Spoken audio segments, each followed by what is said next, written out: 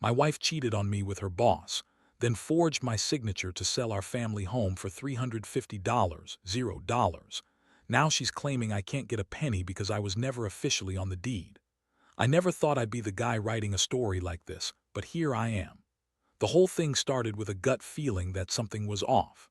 At first, it was little things: Sarah, my wife, acting more distant, more irritable, sneaking off on her phone more often than usual.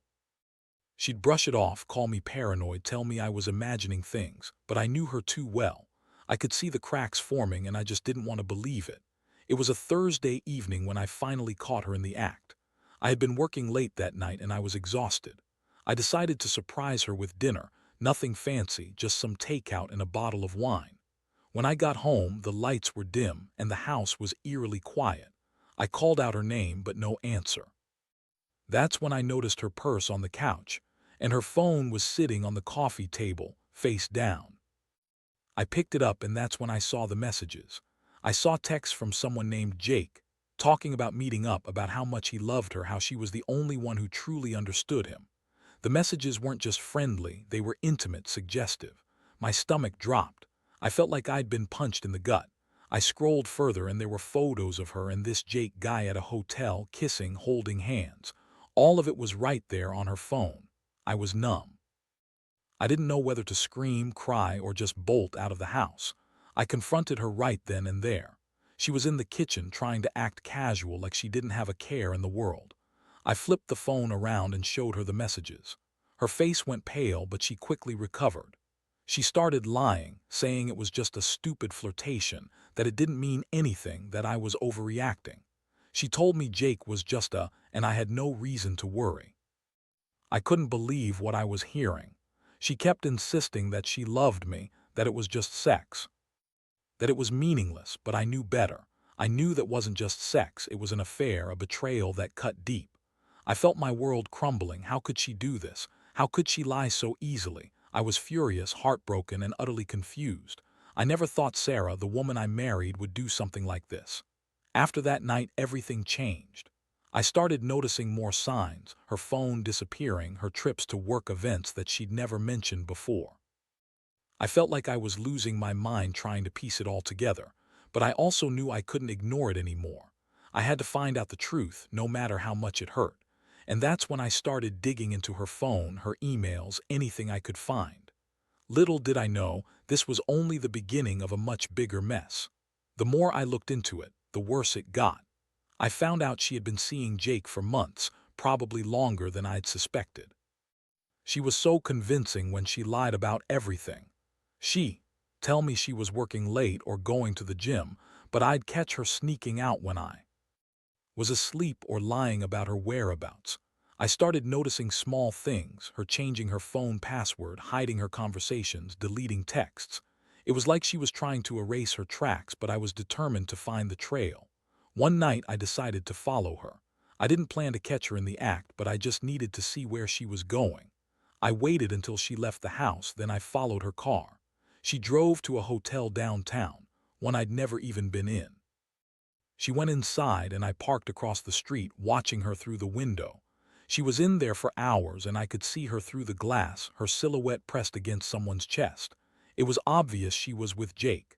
That was the moment I realized how deep this betrayal really was. She wasn't just flirting, she was having an affair, sneaking around behind my back like I was nothing. I felt sick. My stomach was twisted and my hands trembled. I wanted to burst into that hotel and drag her out, scream at her, but I knew that wouldn't fix anything. I just stood there, watching her, feeling helpless and furious at the same time. The next day I confronted her again. This time I was cold. I told her I knew about Jake, that I had seen her with him. Her reaction was a mix of anger and denial. She told me I was overreacting, that I was paranoid, that she loved me and only me. She said I was imagining things, that I was jealous and insecure. But I was. I knew what I saw and I knew she was lying. That's when she started to get bitchy, throwing more lies at me, trying to make me doubt myself. She said I was a terrible husband, that I never paid enough attention to her, that I was always working or too tired. She told me Jake was just a rebound, that she never loved him, just needed someone to make her feel alive again. I didn't buy it. I could see right through her bullshit. She was just trying to save her ass to keep her affair hidden and pretend everything was normal. The emotional toll was massive. I felt betrayed, angry, and broken. Every time I looked at her, I saw the woman I'd married, the woman I loved, but also the woman I could no longer trust. I kept asking myself how she could do this, how she could lie so effortlessly, how she could betray me like this after everything we'd been through. It was like my entire world was crashing down around me, and I was just trying to hold on to some shred of dignity. I didn't know what to do next, but I knew that I couldn't stay silent forever. This was only the beginning of what would become a battle I never expected to face. After the initial shock wore off, I started thinking about what this all meant, about our house, our life, everything we built together. The thing is, Sarah kept up her act of denial, but I could see the cracks. She was defensive, snapping at me whenever I brought up the subject, accusing me of being insecure or jealous. She even started turning things around, saying I was overreacting and that I was paranoid because I didn't trust her. That's when I realized she was trying to gaslight me, to make me doubt my own instincts. One day, I decided I needed proof beyond just her word and my suspicions. I started digging into her emails and bank accounts. That's when I found something that made my blood run cold. She had forged my signature on a document, an official sale of our house. The house we'd worked so hard for, the one we had bought together with our savings, was sold without my knowledge or approval. The sale went through for $350, $0, and she pocketed the money. I couldn't believe it. She had forged my name, lied about everything, and now she was claiming I had no rights because I wasn't on the deed. I felt a mix of rage and helplessness. How could she do this? How could she take everything from me like that? I was furious, but I also felt betrayed on a level I hadn't experienced before. She kept insisting she was doing it for us, that we needed the cash, that I didn't understand how desperate she was. But I knew better. I knew she was just trying to cover her tracks and keep her lies hidden. I confronted her again, and she doubled down on her lies. She told me she had all the legal right to sell the house because I was never officially on the deed. She kept spinning her stories, trying to make me doubt my own memories. She said she'd handled everything legally and I had no claim to the money or the house. I was stunned. How could she be so cold, so manipulative? I felt like I'd been punched again, only this time it was deeper. She was taking my home, my life, and she was doing it with no remorse. The emotional impact hit me hard. I felt like I'd lost everything I cared about, my home, my trust, my marriage. I kept asking myself how I didn't see it sooner, how I missed all the signs. I was so angry at myself for not catching her lies earlier, but mostly I was furious at her for doing this, for tearing our life apart and then trying to gaslight me into believing I was at fault. I knew I had to do something, but I wasn't sure what yet. All I knew was that I couldn't let her get away with it. I had to find a way to fight back, to reclaim what was mine. Over the next few days, I couldn't focus on anything else. The more I uncovered, the clearer it became that Sarah had planned all of this. The forged signature, the sale of the house, her lies about Jake, all of it was part of a bigger scheme. I started to realize she'd been manipulating me from the start, using her charm and her bitchy attitude to cover her tracks. Every time she accused me of being insecure or jealous, she was just trying to distract me from her real intentions. I knew I had to act fast. I reached out to a lawyer, one who specialized in property disputes and family law.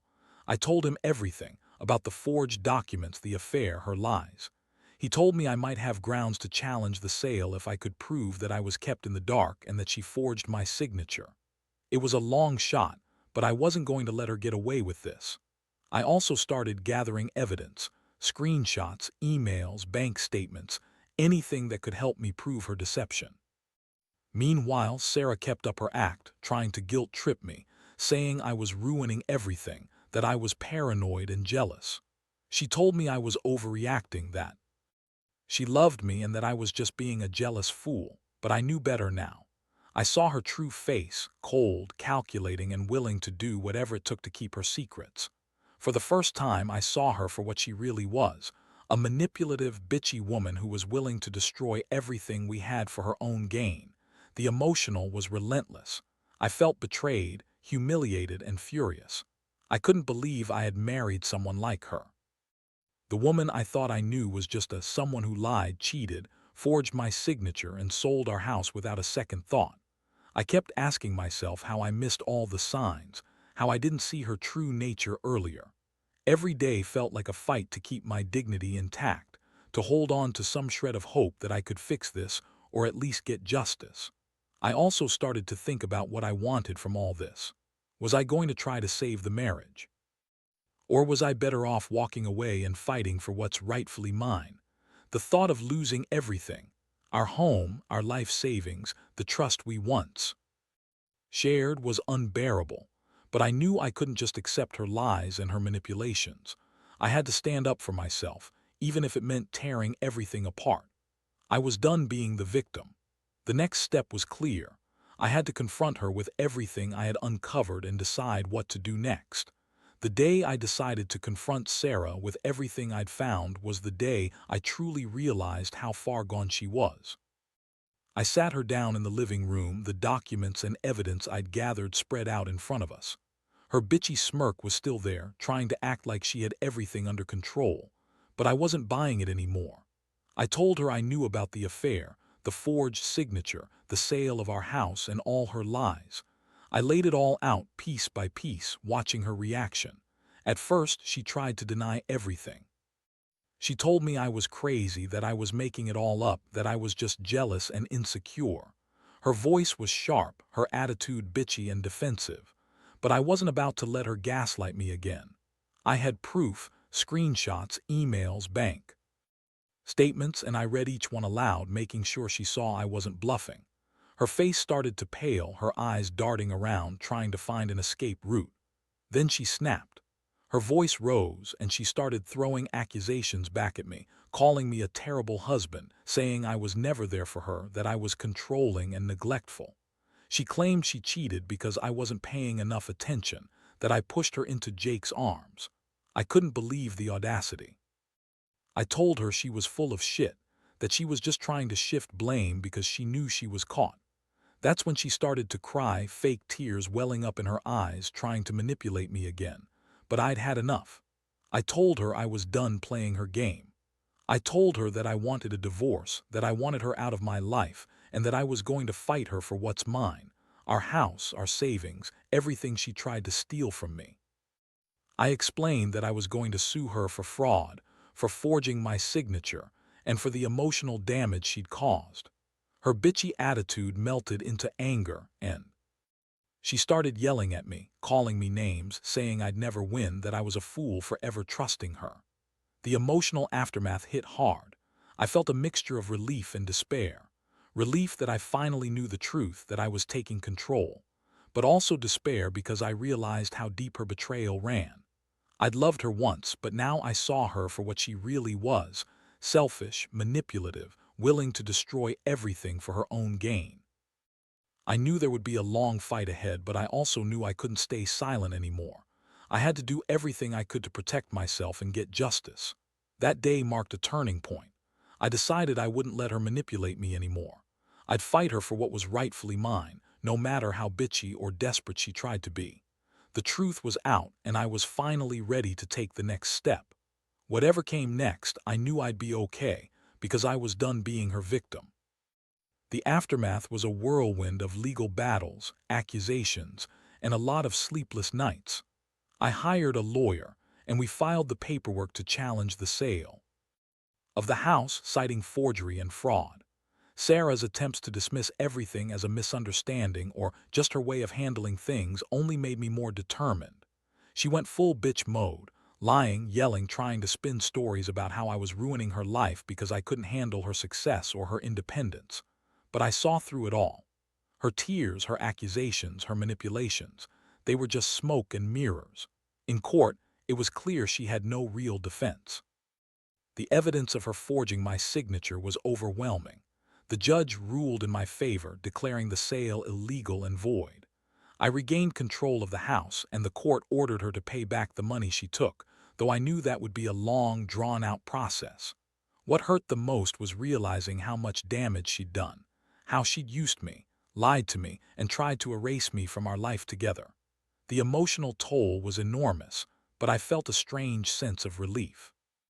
I'd fought for myself, for what was rightfully mine, and I'd won. Still, the betrayal lingered. I couldn't look at Sarah without remembering her lies, her manipulations, the way she used her bitchy attitude to cover her true colors. I eventually moved out, finding a small apartment nearby, trying to piece my life back together. It wasn't easy. Trust had been broken and the scars ran deep. Looking back, I learned a lot from this nightmare. Never ignore the signs, no matter how much someone tries to hide behind a bitchy attitude or a pretty face. Always keep your eyes open, especially when it comes to money and trust. And most importantly, never let anyone manipulate you into thinking you're the crazy one. Sometimes the truth is right there in front of you. You just have to be brave enough to see it. Now, I'm rebuilding my life, taking things one day at a time. I still get angry thinking about how she betrayed me, but I also feel stronger.